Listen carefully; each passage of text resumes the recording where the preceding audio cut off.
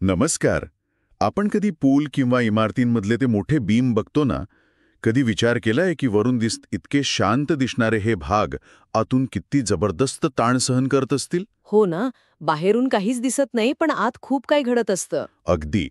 आज आपण याच म्हणजे बीमच्या आतल्या जगात जरा डोकावणार आहोत. सॉलिड मेकॅनिक्समधल्या दोन खूप महत्वाच्या संकल्पना आहेत.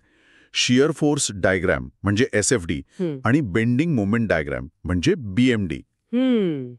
एसएफडी आणि बीएमडी इंजिनिअरिंगमध्ये खूप ऐकतो आपण हे. बरोबर. आणि या चर्चेसाठी आपण आधार घेतलाय डॉक्टर शरद एस मुळीक यांच्या सॉलिड मेकॅनिक्सच्या नोट्सचा. ते RMD Singhad college of engineering पुण्यात प्रोफेसर आहेत. अच्छा, डॉक्टर मुळीक यांच्या नोट्स. उत्तम संदर्भ येतो. हो. तर आजच्या आपल्या विश्लेषणाचं ध्येय काय की बाबा बीमवर वजन टाकल्यावर आत काय होतं, म्हणजे तो वागतो कसा, कुठे जास्त ताण येतो, कुठे तुटायची शक्यता असते. आणि हे समजायला एसएफडी आणि बीएमडी कसे उपयोगी पडतात. अगदी. हेच आपण आज सोप्या भाषेत उलगडणार आहोत. चला तर मग सुरुवात करूया. नक्कीच. आणि हे समजून घेणं महत्वाचं आहे, कारण म्हणजे हे फक्त थिअरी नाहीये. पूल, इमारती, अगदी आपल्या घरातल्या स्लॅबचे बीम, मशीनचे पार्ट्स, विमानाचे पंख सुद्धा. हो अगदी. कोणतंही स्ट्रक्चर डिझाईन करताना ते सेफ आणि इफिशियंट बनवण्यासाठी आतले हे फोर्सेस आणि मोमेंट समजून घेणं अत्यावश्यक आहे.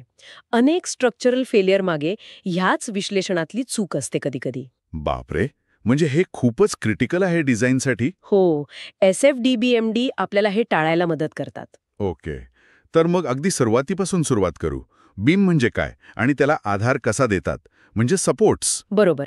बीम म्हणजे एक असा स्ट्रक्चरल मेंबर जो मुख्यत्वे त्यावर येणारे आडवे लोड घेतो आणि त्याला वाकवून, बेंड करून सपोर्ट्सकडे ट्रान्सफर करतो. आणि त्याचे प्रकार पण असतात ना, तुम्ही मगाशी उल्लेख केला होता, कॅन्टिलिव्हर.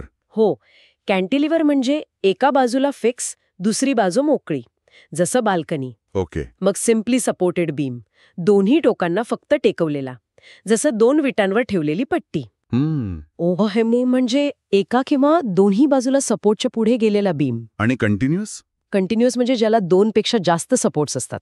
मोठ्या पुलामध्ये दिसतो हा प्रकार. आणि हे सपोर्ट्स महत्वाचे का? खूप महत्वाचे, कारण तेच ठरवतात की बाहेरचा लोड बीम कसा घेणार. ते रिॲक्शन्स देतात, म्हणजे प्रतिक्रिया बळ. अच्छा. आणि इथेच आपलं इंजिनिअरिंगचं बेसिक येतं, इक्विलिब्रियम म्हणजे स्थिरता. म्हणजे सिग्मा Fx = 0, सिग्मा Fy = 0. आणि सिग्मा M = 0. बरोबर. म्हणजे सगळे फोर्सेस आणि मोमेंट्स बॅलन्स व्हायला पाहिजेत, तरच स्ट्रक्चर स्थिर राहील. याच इक्वेशन्सनी आपण सपोर्ट रिॲक्शन्स काढतो. समजलं. आता बीमवर येणाऱ्या लोडचे प्रकार बघूया. एक असतो पॉइंट लोड. हो. पॉइंट लोड किंवा कॉन्सन्ट्रेटेड लोड म्हणजे एकाच बिंदूवर सगळं वजन. जसं बीमवर कोणीतरी उभा आहे. अगदी. मग असतो UDL, युनिफॉर्मली डिस्ट्रीब्युटेड लोड, म्हणजे वजन पूर्ण लांबीवर सारखं पसरलेलं. भिंतीचं वजन किंवा पुस्तकांची थप्पी. परफेक्ट. तिसरं आहे UVL, युनिफॉर्मली वेअरिंग लोड. यात वजन एका टोकापासून दुसऱ्या टोकाकडे वाढत किंवा कमी होत जातं. उदाहरण? टाकीतलं पाणी, त्याचा दाब तळाकडे जास्त असतो ना, हो. तसं त्रिकोणी लोड येतो. ओके. आणि अजून एक कपल किंवा एक्सटर्नल मोमेंट. हो. हा डायरेक्ट फिरवणारा जोर असतो. यात वजन नसतं, फक्त टॉर्क असतो. अच्छा. आणि इथे एक गोष्ट लक्षात ठेवायची, लोडचा प्रकार बदलला की आतले फोर्स आणि मुवमेंट तर बदलतातच, पण त्याचं गणित पण बदलतं. पॉइंट लोड सोप्पा, UDL, UVL साठी इंटिग्रेशन किंवा जॉमेट्री लागते. ओके. तर आता येऊया आपल्या मेन टॉपिककडे. Shear force, SF. काय असतो हा नक्की? कल्पना करा, आपण बीम आडवा कापला व्हर्च्युअली. एक सेक्शन घेतला. हो. त्या सेक्शनच्या एका बाजूला डावीकडे किंवा उजवीकडे जेवढे काही उभे फोर्सेस आहेत, म्हणजे लावलेले लोड आणि सपोर्टची रिॲक्शन, त्या सगळ्यांची बेरीज करायची साइन कन्व्हेन्शन वापरून. म्हणजे प्लस मायनस बघून. अगदी. जी काही नेट व्हॅल्यू येईल ती म्हणजे त्या सेक्शनवरचा शियर फोर्स. आणि हा करतो काय? हा फोर्स बीमच्या त्या दोन कापलेल्या भागांना एकमेकांच्या विरोधात सरकवण्याचा प्रयत्न करतो. शियर करण्याचा म्हणजे कापण्याचा. अच्छा. जसं कात्री कापते तसं? अगदी तसंच. एका भागाला वर, दुसऱ्याला खाली ढकलतो. डॉक्टर मुळीक यांच्या नोट्समध्ये एक उदाहरण आहे ना, A आणि B सपोर्टवर 40N आणि 110N रिॲक्शन्स. हो. त्यात समजा आपण A पासून थोडं पुढे एक सेक्शन घेतला, तर डावीकडे फक्त A चा 40N सपोर्ट आहे वरच्या दिशेने. आता त्याच सेक्शनच्या उजवीकडचे सगळे फोर्सेस, लोड्स आणि बीचा सपोर्ट जर आपण मोजले तर त्यांची बेरीज बरोबर 40N येईल, पण खालच्या दिशेने. म्हणजे बॅलन्स झालं. नाही, बॅलन्स नाही. याचा अर्थ त्या सेक्शनवर 40Nचा एक नेट फोर्स आहे जो डाव्या भागाला वर आणि उजव्या भागाला खाली ढकलतोय. हाच त्या सेक्शनचा शिअर फोर्स 40N. ओके. आणि हे आलेखात दाखवण्यासाठी मग ते साइन कन्व्हेन्शन महत्वाचं ठरतं. चिन्ह संकेत खूप महत्वाचं, नाहीतर गोंधळ होईल. एक स्टँडर्ड पद्धत वापरतात सगळे. काय आहे ती पद्धत? आपण डावीकडून उजवीकडे जातो बीममध्ये. सेक्शनच्या डावीकडे वर जाणारा फोर्स पॉझिटिव्ह प्लस, किंवा सेक्शनच्या उजवीकडे खाली जाणारा फोर्स पण पॉझिटिव्ह. म्हणजे थोडक्यात जो फोर्स सेक्शनला क्लॉकवाईज फिरवण्याचा प्रयत्न करतो तो पॉझिटिव्ह. अगदी बरोबर पकडलत. आणि जो अँटी क्लॉकवाईज फिरवतो तो निगेटिव्ह मायनस. हे लक्षात ठेवलं की सोपं जातं. ठीक आहे. हे झालं शिअर फोर्स. आता दुसरी संकल्पना बेंडिंग मुवमेंट, बीएम. नावावरून कळतंय की हा वाकवतो बीमला. बरोबर. जेव्हा लोड येतो, बीम वाकतो, बेंड होतो. हा जो वाकण्याचा इफेक्ट आहे ना, तो एका इंटरनल मुवमेंटमुळे येतो. त्यालाच बेंडिंग मुवमेंट म्हणतात. यामुळे बीम एकतर सॅगिंग होतो, म्हणजे खालच्या बाजूला वाकतो, स्माइली फेस सारखा. किंवा हॉगिंग, म्हणजे वरच्या बाजूला वाकतो, रडक्या चेहऱ्यासारखा. एक्झॅक्टली. आणि हा मोजायचा कसा? शिअर फोर्स सारखंच? हो, थोडं तसंच. पुन्हा तोच सेक्शन घ्या. त्या सेक्शनच्या डावीकडच्या किंवा उजवीकडच्या सगळ्या फोर्सेसचे त्या सेक्शन भोवती तयार होणारे मोमेंट्स मोजायचे. मोमेंट म्हणजे फोर्स गुणिले डिस्टन्स. बरोबर. फोर्स गुणिले त्या सेक्शनपासूनचं परपेंडिक्युलर डिस्टन्स. आणि मग या सगळ्या मोमेंट्सची बीजगणितीय बेरीज, अल्जेब्रिक सम करायची. ती म्हणजे त्या सेक्शनवरचा बेंडिंग मोमेंट. मगाच्या उदाहरणात ए पासून 1 मीटरवर सेक्शन घेतलात तर डावीकडे फक्त 40Nचा सपोर्ट आहे 1 मीटर अंतरावर. त्याचा मोमेंट होईल 40N x 1 मीटर बरोबर 40Nm. हा बीमला खाली वाकवतोय, म्हणजे सॅगिंग करतोय. ओके. आणि उजवीकडच्या फोर्सेसचा मोमेंट घेतला तरी तेवढाच येणार? हो, तेवढाच यायला हवा, 40Nm. पण तो अँटी क्लॉकवाईज असेल, पण बीमला सॅगिंगच करेल. त्यामुळे त्या सेक्शनवरचा नेट बेंडिंग मोमेंट आहे 40Nm. आणि याला पण साइन कन्व्हेन्शन असणारच? नक्कीच. इथे सोपं आहे. जे मुवमेंट सॅगिंग करतात, स्माइली फेस, ते पॉझिटिव्ह प्लस. आणि जे हॉगिंग करतात, रडका चेहरा, ते निगेटिव्ह मायनस. वर बेंडिंग मुवमेंट कसा बदलतोय? पण हे थोडं कन्फ्युजिंग नाही का? म्हणजे क्लॉकवाईज शिअर पॉझिटिव्ह, पण सॅगिंग मोमेंट पॉझिटिव्ह. यामागे काही लॉजिक आहे? हां, चांगला प्रश्न आहे. हे कन्व्हेन्शन्स इंटरनॅशनली ठरवलेले आहेत सुसंगततेसाठी. सॅगिंगला पॉझिटिव्ह मांडण्यामागे एक कारण म्हणजे बहुतेक साधे बीम, जसं सिम्पली सपोर्टेड बीमवर खाली लोड टाकला तर ते सॅगिंगच होतात. अच्छा, म्हणजे कॉमन केस पॉझिटिव्ह. हो, एक प्रकारे. आणि दुसरं म्हणजे हे संकेत वापरल्याने शिअर फोर्स आणि बेंडिंग मुवमेंटमधले जे डेरिव्हेटिव्हचे संबंध आहेत ना, ते सोपे होतात. ते आपण बघूच पुढे. पण मुख्य म्हणजे कोणतंही एक कन्व्हेन्शन ठरवून ते सातत्याने वापरणं महत्वाचं आहे. समजलं. आता खरी उत्सुकता आहे की हे एसएफडी आणि बीएमडी काढायचे कसे? तुम्ही म्हणालात तसं डॉक्टर मुळीक यांच्या नोट्समधलं एक उदाहरण घेऊया. समजा एक 5 मीटर लांबीचा सिम्पली सपोर्टेड बीम आहे A B.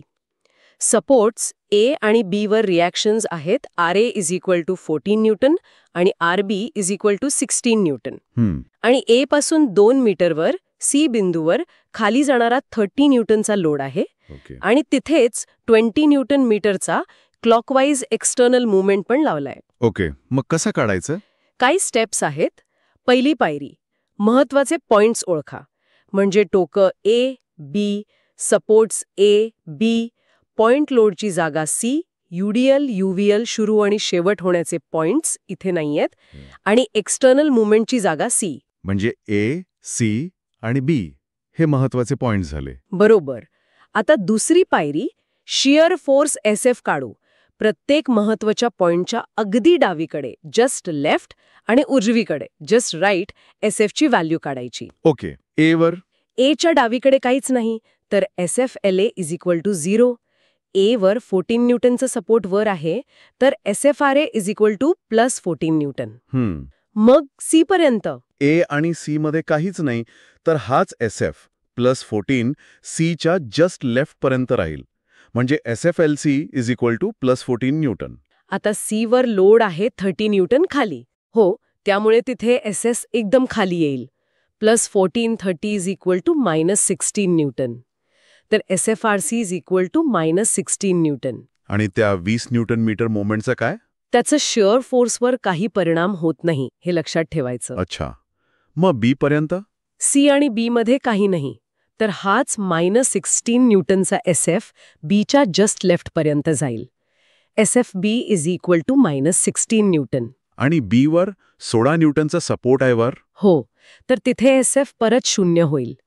-16 + 16 is equal to 0 म्हणजे SFRB इज इक्वल टू 0. टोकाला 0 आला म्हणजे आपलं गणित बरोबर आहे. ग्रेट. आता तिसरी पायरी बेंडिंग मोमेंट BM. हो, महत्वाच्या पॉइंट्सवर BM काढायचा. सिंपल सपोर्ट्स A आणि B वर BM नेहमी 0 असतो. BMA is equal to 0, BMB is equal to 0. C वर? आपण डावीकडून विचार करू. A पासून C चं अंतर 2 मीटर आहे.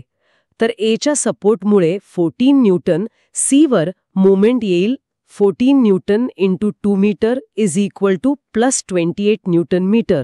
हा सॅगिंग आहे म्हणून पॉझिटिव्ह. म्हणजे सीच्या जस्ट लेफ्टला BMLC is equal to +28 newton metre. बरोबर. आता C वरच तो 20 न्यूटन मीटरचा एक्सटर्नल क्लॉकवाईज मुवमेंट पण आहे. डावीकडून येताना क्लॉकवाईज मुवमेंट सॅगिंग वाढवतो आपल्या कन्व्हेन्शननुसार +V. म्हणजे BM तिथे अचानक वाढणार. हो, सीच्या जस्ट राईटला BMRC is equal to BMLC +20 is equal to +28 +20 is equal to +48 newton metre. अरे वा.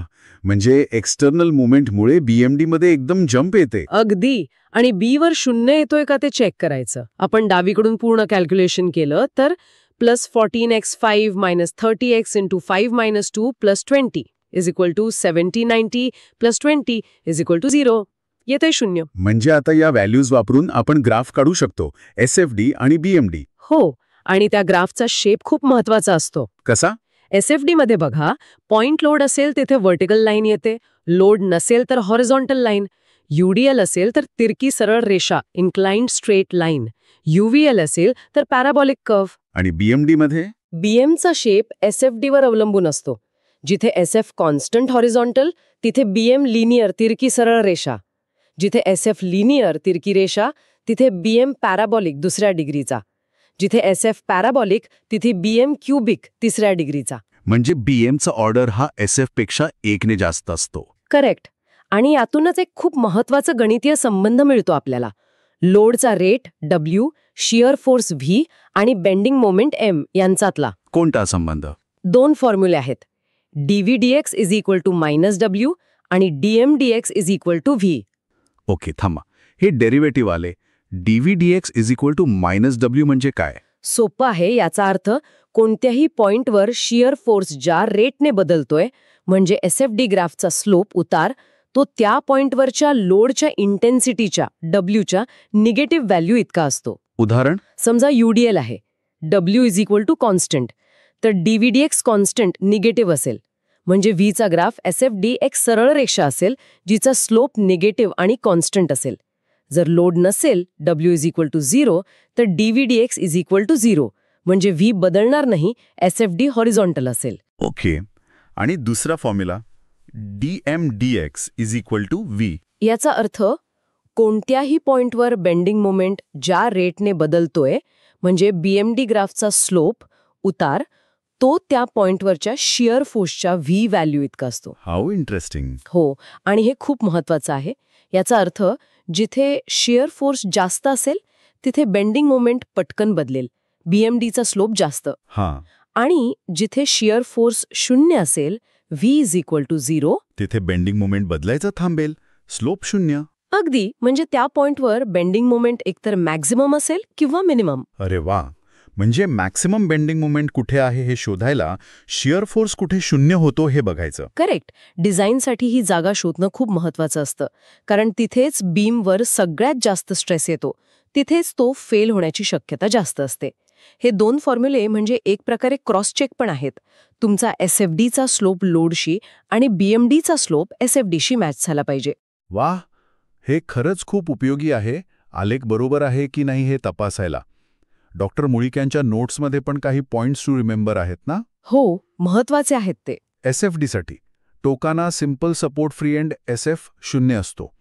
एक्सटर्नल मोमेंटचा SFDवर परिणाम होत नाही, पॉइंट लोडमुळे SFD मध्ये व्हर्टिकल जम्प येतो. बरोबर. आणि BMD साठी टोकांना simple support free end BM 0 असतो. जिथे SF 0 होतो तिथे BM मॅक्सिमम किंवा मिनिमम असतो आणि एक्सटर्नल मोमेंटमुळे BMD मध्ये व्हर्टिकल जम्प येतो. इथे अजून एक कॉन्सेप्ट आहे, पॉइंट ऑफ कॉन्ट्राफ्लेक्चर. कॉन्ट्राफ्लेक्चर म्हणजे काय? कॉन्ट्रा म्हणजे विरुद्ध, फ्लेक्चर म्हणजे वाकणे. हा बीमवरचा असा पॉइंट असतो जिथे वाकण्याची दिशा बदलते, म्हणजे सॅगिंगमधून हॉगिंगमध्ये किंवा उलट. ओके. गणितीय भाषेत सांगायचं तर जिथे बेंडिंग मोमेंट 0 होतो आणि त्याचं चिन्ह बदलतं, +C वरून -C किंवा उलट, तो पॉइंट. BMD ग्राफमध्ये हा पॉइंट एक्स ॲक्सिसला क्रॉस करतो. अच्छा, म्हणजे जिथे BM 0 पण टोकाना नाही, तो पॉइंट ऑफ कॉन्ट्राफ्लेक्चर. अगदी पण हा बिंदू महत्वाचा काय? BM 0 आहे म्हणजे तिथे स्ट्रेस नाही ना? बरोबर. तिथे बेंडिंग स्ट्रेस 0 असतो. पण तो महत्वाचा आहे कारण तिथे बेंडिंगची दिशा बदलते. समजा कॉन्क्रीटचा बीम आहे, आपण सॅगिंगसाठी खाली स्टील टाकतो आणि हॉगिंगसाठी वर. तर या पॉइंटवर आपल्याला स्टीलची जागा बदलावी लागते किंवा स्टीलची गरजच नसते. त्यामुळे रिइन्फोर्समेंट डिझाईन करताना या पॉइंटची जागा माहीत असणं गरजेचं आहे. विशेषतः ओव्हरहँगिंग किंवा कंटिन्युअस बीममध्ये हे पॉइंट्स येतात. समजलं. डिझाईनसाठी हे लोकेशन महत्वाचं आहे. डॉक्टर मुळीक यांच्या नोट्समध्ये वेगवेगळ्या बीमसाठी आणि लोडसाठी point load, UDL, UVL, combined load, SFD, BMD कसे काढायचे याची बरीच उदाहरणं दिली आहेत. ती सोडवली की प्रॅक्टिस होईल. हो, ती उदाहरणं सोडवणं खूप महत्वाचं आहे, कन्सेप्ट क्लिअर होण्यासाठी. तर मग आज आपण जे काही पाहिलं त्याचा थोडक्यात अर्थ काय? थोडक्यात काय तर SFD आणि BMD हे फक्त ग्राफ नाहीत. ते इंजिनियरसाठी बीमच्या आत काय चाललंय हे बघण्याचे एक्सरे डोळे आहेत असं म्हणायला हरकत नाही. वाह, छान उपमा आहे. ते आपल्याला सांगतात की लोडमुळे बीमच्या आत कुठे किती कापण्याचा जोर, शियर फोर्स येतोय आणि कुठे किती वाकवणारा जोर, बेंडिंग मोमेंट येतोय. आणि हे ज्ञान मग सुरक्षित आणि मजबूत स्ट्रक्चर बनवण्यासाठी वापरता येतं. अगदी. हे समजल्याशिवाय तुम्ही चांगला स्ट्रक्चरल इंजिनियर बनू शकत नाही. हे फक्त परीक्षा पास करण्यापुरतं नाहीये. यावर लोकांची सुरक्षा अवलंबून असते आणि हे ज्ञान पुढच्या अवघड टॉपिकसाठी जसं की स्ट्रेस, स्ट्रेन, डिफ्लेक्शन काढण्यासाठी पाया आहे. खरे. तर श्रोत्यांनो, आजच्या चर्चेतून एक विचार तुमच्यासाठी सोडतोय. आपण आज चर्चा केली ती अशा बीमबद्दल जी एकाच मटेरियलची बनलेली आहे आणि सगळीकडे तापमान सारखं आहे. पण विचार करा, जर बीम वेगवेगळ्या मटेरियलचा बनवला असेल किंवा तापमानात अचानक फरक पडला, तर आज आपण पाहिलेल्या SFD आणि BMDच्या मूलभूत तत्वांवर काय परिणाम होईल? ते आलेख तसेच राहतील की बदलतील? विचार करण्यासारखा प्रश्न आहे, नाही का? नक्कीच. थर्मल स्ट्रेसेस आणि कंपोजिट बीम्स हे पुढचे इंटरेस्टिंग टॉपिक्स आहेत. ज्यांना या विषयात अजून खोलात जायचं असेल त्यांच्यासाठी डॉक्टर शरद S. मुळीक यांच्या नोट्स नक्कीच उपयोगी ठरतील. त्याची लिंक तुम्हाला डिस्क्रिप्शनमध्ये मिळेल.